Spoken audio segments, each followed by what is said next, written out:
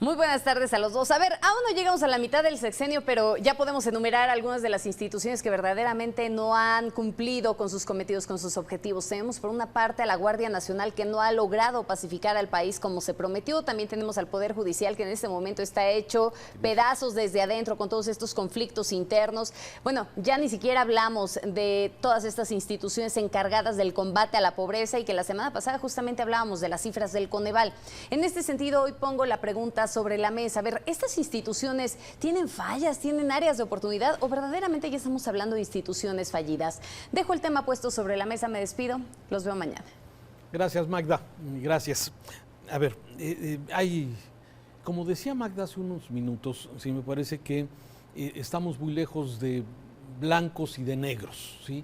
Todo tiene matices y desde luego hoy hay que tener claros esos grises, esos matices que tienen toda la problemática. Ahorita solamente mencionó ella un par de ellos, Víctor, pero revisando la coyuntura, sí, hoy tenemos temas que nos hacen pensar sobre esta posible falla de instituciones, instituciones fallidas, por llamarles de alguna forma, en muchas áreas. Voy a mencionar solamente tres para luego complementar con algunas otras. Un ejemplo de ellos, y lo pongo sobre la mesa, es el tema de los resultados en los Juegos Olímpicos, ¿sí?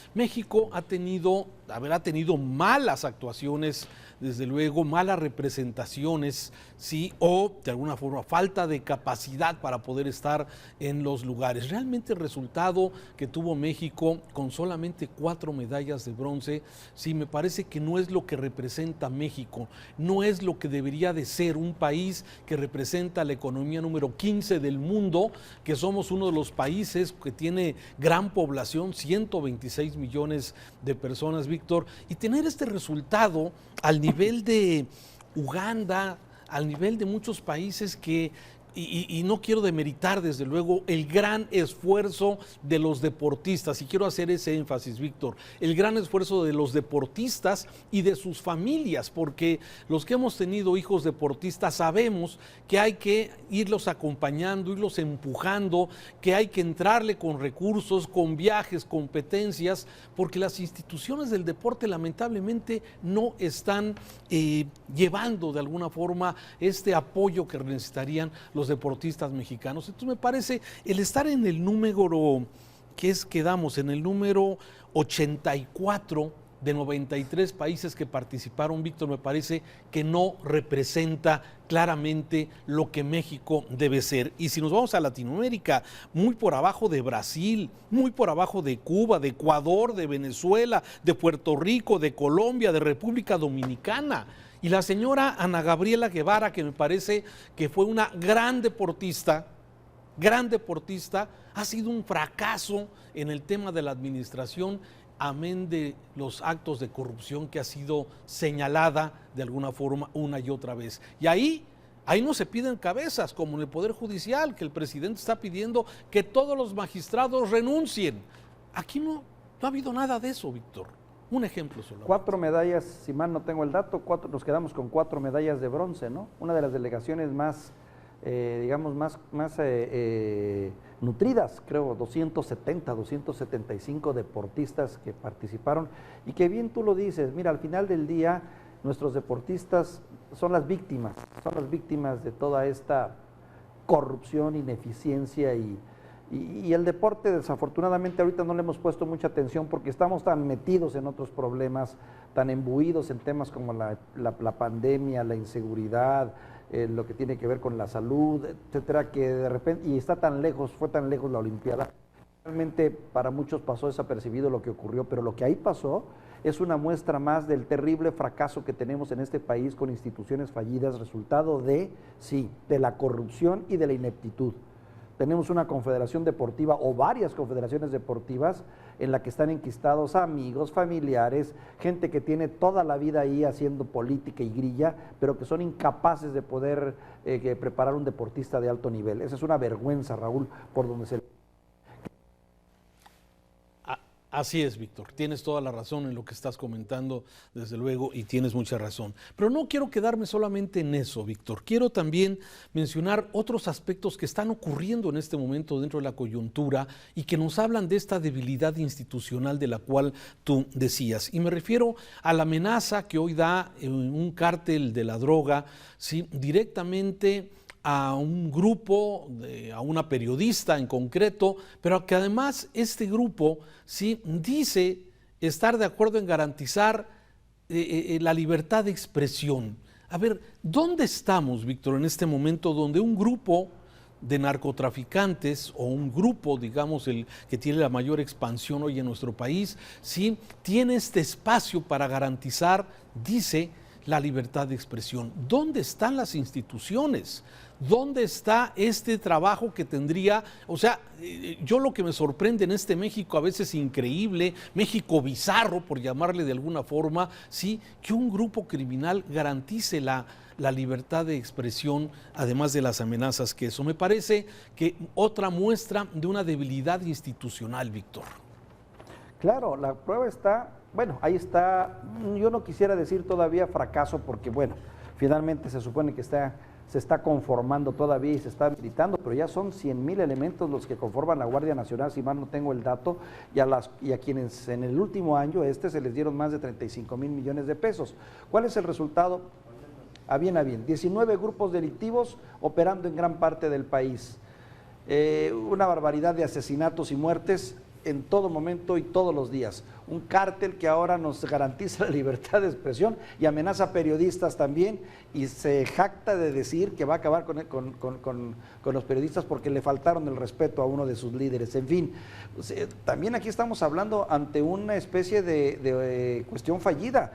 Mira, Raúl, aquí el asunto está, y así lo veo yo, porque está la Suprema Corte de Justicia, está la Guardia Nacional, están los comités olímpicos, están los gobernadores, que son todo un caso, un caso, con cada gobernador en sí también encierra una historia, donde la mayoría de ellos están rindiendo pésimas cuentas, a destiempo y de toda manera endeudados, con problemas de seguridad, también una ineptitud tremenda. Eso sí, gritando y aspirando a otras posiciones. A final de cuentas, me diera la impresión, Raúl, de que nuestro sistema está estructurado en base a intereses y a componendas en tiempos pasados, que pues obviamente ahora están haciendo crisis. Están haciendo crisis por todos lados y no hemos encontrado todavía la manera de arreglarlas, modernizarlas, optimizarlas. Ese es un reto también del gobierno federal. Entiendo que el gobierno federal está corrigiendo problemas en el ámbito federal que están cuestionados y en las dependencias federales, pero también hay que voltear hacia los estados, donde caray, oye Raúl, somos un país que nos tardamos 4 o 5 meses en cambiar la estafeta, cuando en otros países en una semana están cambiando la estafeta de poder. ¿Qué pasa en 4 o 5 meses? No, hombre, todo, arreglos, todo, de todo pasa. Caray, yo creo que es tiempo de empezar a tratar de meter orden. Este tema que ha abordado Mega Noticias a lo largo de este día, que es precisamente los cambios de estafeta en estas 15 entidades que cambian de gobernador y que de aquí a fin de año en diferentes fechas estarán precisamente haciendo los cambios de estafeta. ¿Qué estamos viendo en esta evaluación que se está haciendo a través de nuestros analistas de instituciones como México Evalúa y todo lo que le hemos venido presentando a lo largo de este día?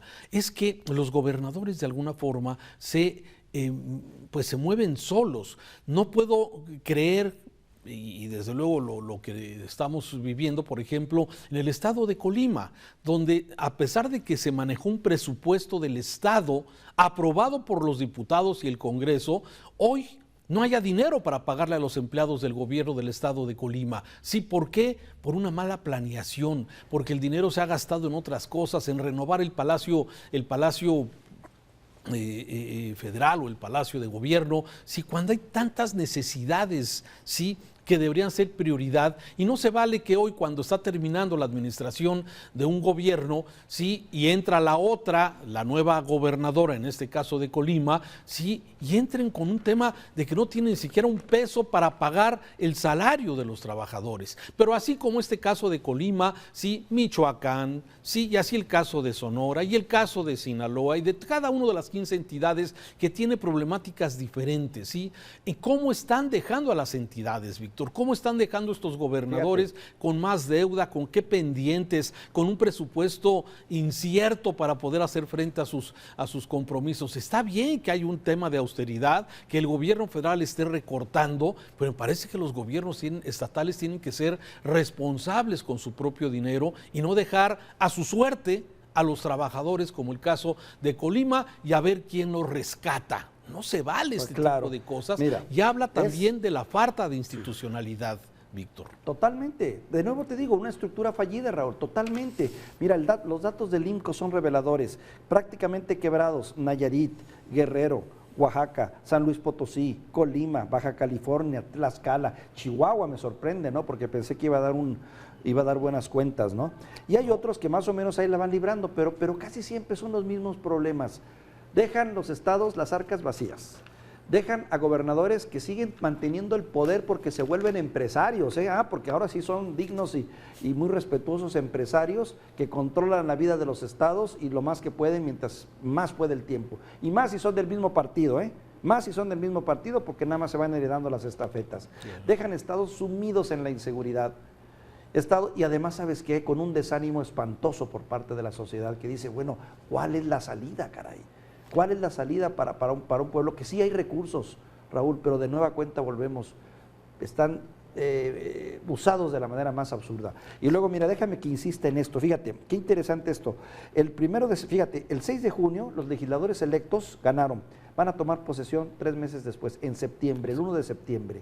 Tlaxcala va a ser el primer estado que va a cambiar la estafeta el 31 de agosto después de haber ganado. Y los 3 últimos estados, Baja California, Colima y Sinaloa, que son los que más se van a tardar para cambiar la estafeta.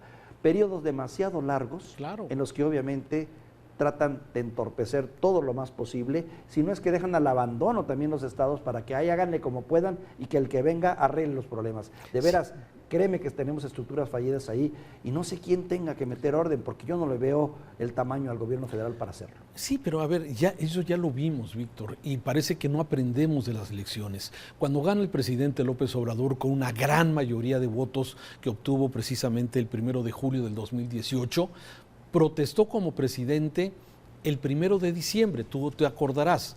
Fueron, sí, tantos meses, sí, en donde ya Peña Nieto ya no gobernaba y el mismo López Obrador ya había ganado la agenda y fue cuando se hicieron y se gestaron la cancelación del aeropuerto y no sé cuántas cosas más. Lamentablemente esos periodos tan largos dejan, sí, a un gobierno, sí, que todavía le quedaban muchos meses por gobernar, pues lo dejan ya, digamos, en un estado de vulnerabilidad, porque ya no puede decidir nada. Pero esto mismo que estás diciendo que pasa en los estados, en donde los gobernadores, sí, abandonan y tienen ese espacio, mucho tiempo para poder, lo que tú dices, de alguna forma tratar de arreglar, mitigar, esconder, romper, desaparecer, todo lo que de alguna forma puede ser un asunto. Me parece que son de las cosas que tendríamos que aprender para que esos cambios de gobierno, no sé, en muchos lugares, como tú decías, sí, a veces pasa solamente un mes, 3 semanas, una semana para poder... En Francia una semana, Francia 7 días y ya está la nueva administración.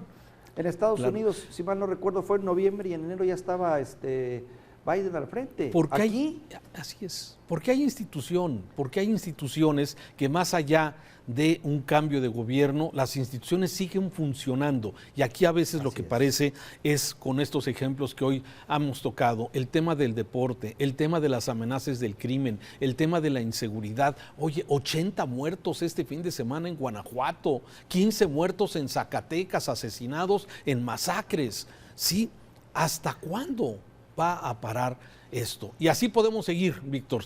Lamentablemente, sí, son muchas los ejemplos que tenemos donde vemos a instituciones débiles y que eso permite que grupos de criminales, que grupos de intereses de gobernadores avancen sobre los intereses del bien común, los intereses del pueblo.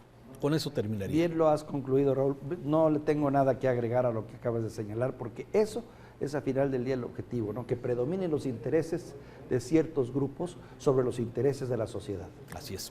Víctor, gracias por tus análisis del tema sobre la mesa. Vamos a continuar informando. Gracias.